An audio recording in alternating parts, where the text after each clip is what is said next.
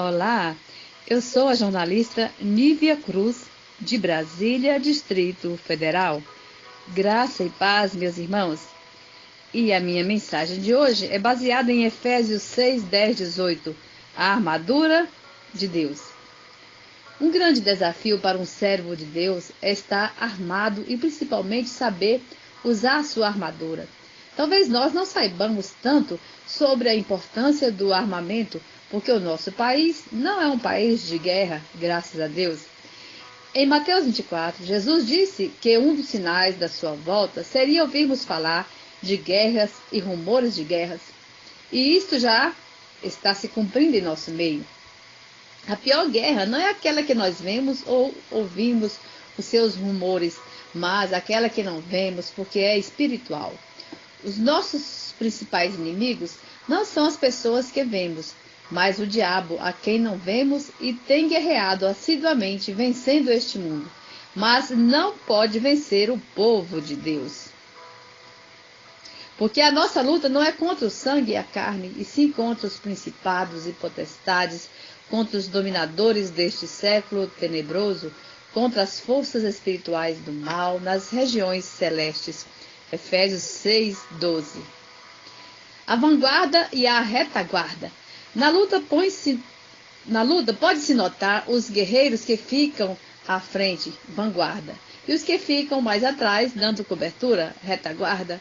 A vanguarda é composta por soldados mais fortes e mais corajosos que enfrentam diretamente o inimigo. São também os que levam as melhores armas. A retaguarda é composta de soldados talvez menos experientes, com armamentos mais leves e tem a tarefa de reforçar e ajudar a vanguarda. Esses, no entanto, são os primeiros a correr quando a guerra é difícil.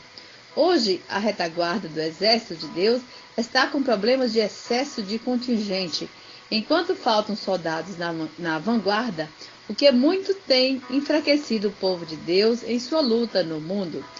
Deus precisa de soldados valentes que venham assumir a frente da batalha. Qual é a sua posição no exército de Deus? Você está armado e preparado para a luta? Vamos analisar os versículos de Efésios 6, 10, 18. Versículo 10. A força. Um guerreiro tem que ser forte. Os escolhidos para uma guerra geralmente são os mais fortes do povo. Aqui diz que devemos ser fortalecidos no Senhor e na força do seu poder. A nossa força vem de Deus. Então, nós estamos do lado mais forte, o lado de Deus, e é Deus que peleja por nós. Êxodo 14, 14. O texto de 2 Crônicas 20, 15 diz: pois a peleja não é vossa, mas de Deus. Ficar firme. Leia 2 Timóteo 2, 3, 5. O soldado deve ficar atento, firme contra seus inimigos. Durante a sua batalha não pode se distrair com outras coisas, mas ser atento a todo momento. Essa firmeza vem da confiança em Deus. Salmo 125, 1. Versículo 12. O inimigo. Devemos reconhecer momentos de perigo, saber quem é o inimigo, lutar com as armas à sua altura ou melhores que as do adversário. Se o inimigo ataca com canhões, não podemos ir até ele com espadas. Devemos ir com bombas mais poderosas. Leia 2 Coríntios 10, 3, 5. Se o nosso inimigo é espiritual, luta no campo espiritual e com armas espirituais. Devemos lutar com ele espiritualmente, pois o Espírito que está conosco é mais forte. Também temos uma posição privilegiada quanto ao adversário. Nós o atacamos de cima, pois estamos muito acima dos nossos inimigos quando estamos em Deus. Efésios 1, 21 e 22. Versículo 13. Toda a armadura. O lutador tem que estar bem equipado, porque o inimigo sabe qual é o ponto fraco da pessoa. E se faltar qualquer peça da sua armadura, é justamente ali que ele vai atacar. Leia 1 Samuel 17, 38, 39 e 17, 45. Davi não sabia usar uma armadura, mas reconheceu que seu Deus é o Senhor dos Exércitos, um Deus de guerra, que está sobre todo e qualquer exército, possuindo a maior milícia. Então Davi foi a Golias em nome do Senhor dos Exércitos, com armas espirituais, e venceu a luta. Mas o texto de 1 Samuel indica que Davi era um servo disciplinado E depois dessa vitória, ele se tornou um grande guerreiro e aprendeu a usar a armadura dos homens, mas principalmente a armadura de Deus. Versículo 14, cinto da verdade. O cinto é o lugar onde o lutador prende suas armas e munições. O cinto servia para guardar coisas como dinheiro, cantil, etc. Veja Mateus 10, 9. A verdade é necessária para o cristão, porque uma das principais armas de Satanás é a mentira. João 8, 44.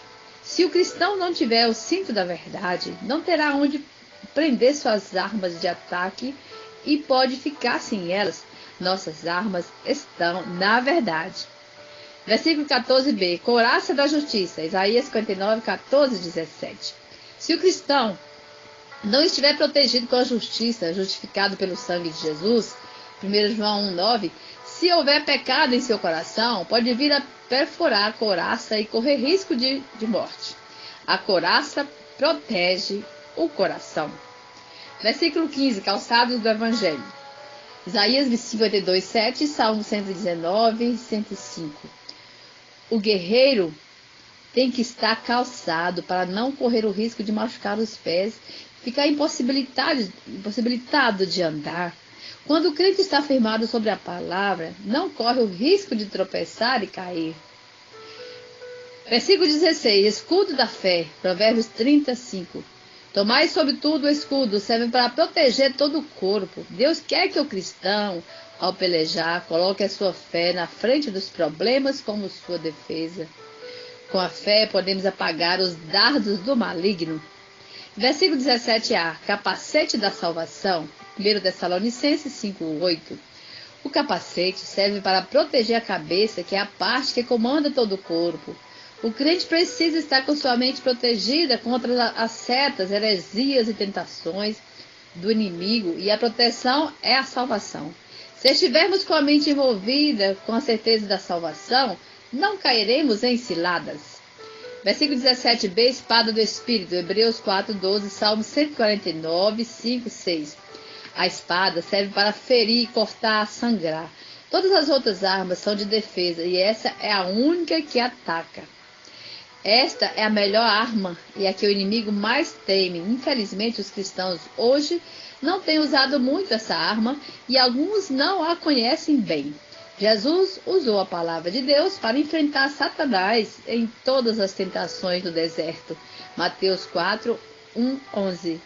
É interessante notar que essa espada é do Espírito e o servo de Deus depende do Espírito Santo para usá-la com autoridade. João 14, 26, 2 Pedro 1, 20 e 21. Satanás tentou usá-la contra Jesus, mas não teve sucesso, porque não tem o Espírito, autor da Bíblia.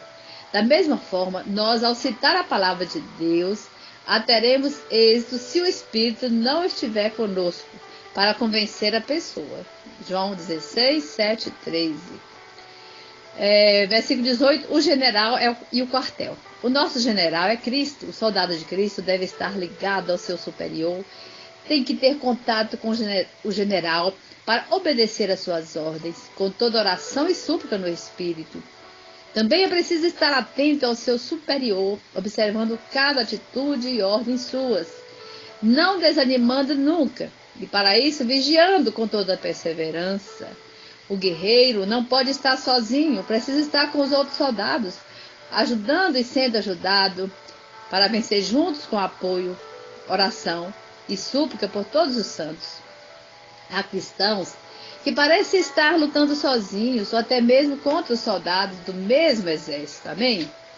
Em Ezequiel 37, 1:10, Deus fez o seu exército através de ossos secos. Portanto, não precisamos achar que não podemos ser guerreiros valentes. O Senhor nos quer na vanguarda da vitória. É importante pensar que o cristão deve lutar uma luta de cada vez e evitar arrumar problemas desnecessários ou comprar brigas que não lhe diz respeito. Deus tem nos chamado para fazer parte do seu exército e aprender a usar as suas armas. O Senhor dos Exércitos quer recrutar-nos para sermos treinados para as suas batalhas, porque a vitória é nossa pelo sangue de Jesus. Amém? Vamos orar, meus irmãos. Obrigada, Jesus, pelas armas que tu nos deste, Senhor Jesus, as armas essas espirituais, que são muito mais poderosas do que as armas materiais. Senhor, quantas vezes nós temos lutado, Jesus, com carne e sangue e não temos tido êxito. Pelo contrário, Jesus, temos arrumado a confusão. Senhor, nós sabemos, Jesus, que a nossa luta não é contra carne e sangue, é contra as hostes espirituais da maldade. Ô Senhor Jesus, dai-nos essa, Senhor, essa advertência, essa sabedoria de sabermos lutar contra os espíritos espalhados nos ares, Senhor. E Jesus, sermos vitoriosos, como tu dizes, meu Pai. Mas para isso, Jesus, ajuda-nos a estar firmados na tua palavra, para que tudo que nós fizermos, meu Pai, esteja baseado, Jesus, na tua palavra de vida, que é vida e eficaz, que é a Bíblia. Assim como Jesus foi vitorioso no deserto, naquela discussão ali com o demônio, Senhor. Meu Deus, dá-nos a graça de sermos vitoriosos, assim como tu foste ali no deserto. E dai-nos a graça, Jesus, e que saibamos valorizar, Jesus, essas armas espirituais contra toda a maldade do mundo. Isso é que eu vos peço, papai, em nome do Pai, em nome do Filho e em nome do Espírito Santo de Deus. Amém?